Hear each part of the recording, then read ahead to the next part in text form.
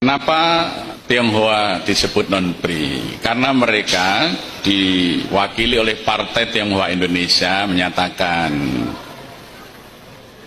kami orang Tionghoa tidak mengenal akan bangsa. Hati orang Tionghoa itu seluas sungai Yangtze, sungai yang paling luas di seluruh muka bumi.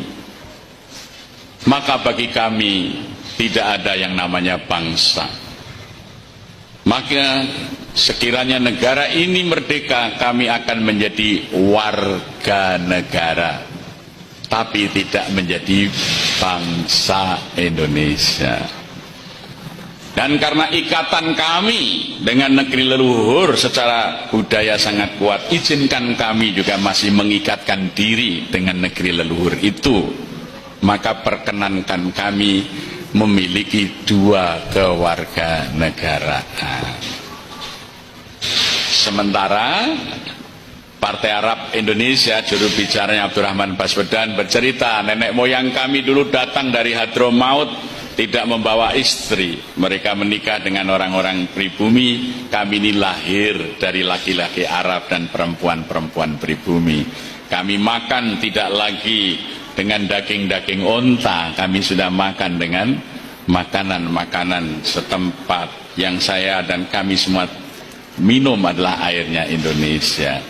Maka sesungguhnya kami adalah bangsa Indonesia. Maka pada tanggal 9 Agustus 1945 BPUPK, aslinya tidak pakai I, belum ada kata Indonesia di situ, atau Dokoritsu Jumbejo Sake, menetapkan suku bangsa Arab adalah suku bangsa asli Indonesia.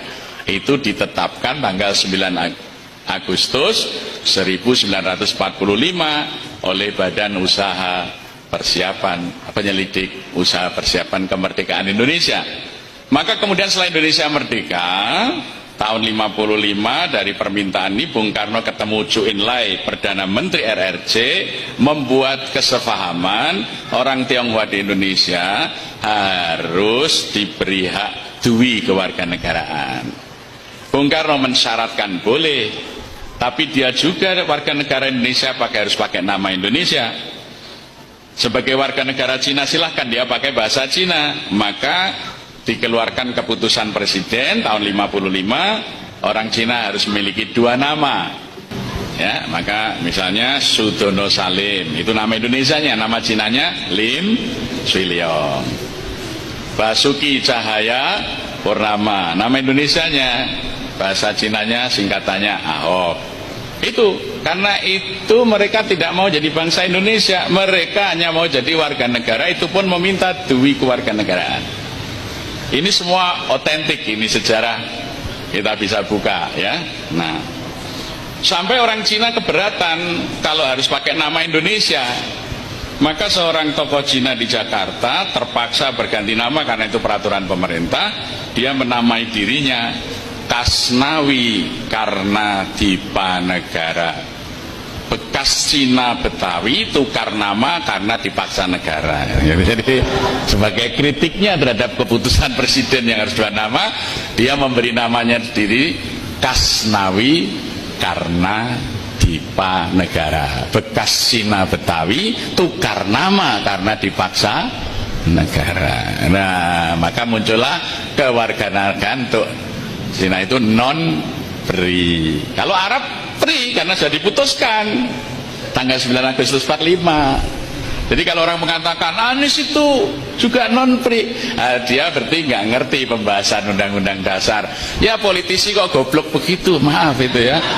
Katanya Soekarnois, nggak tahu bahwa Soekarno itu sudah menetapkan non-PRI dan diberi hak dua nama.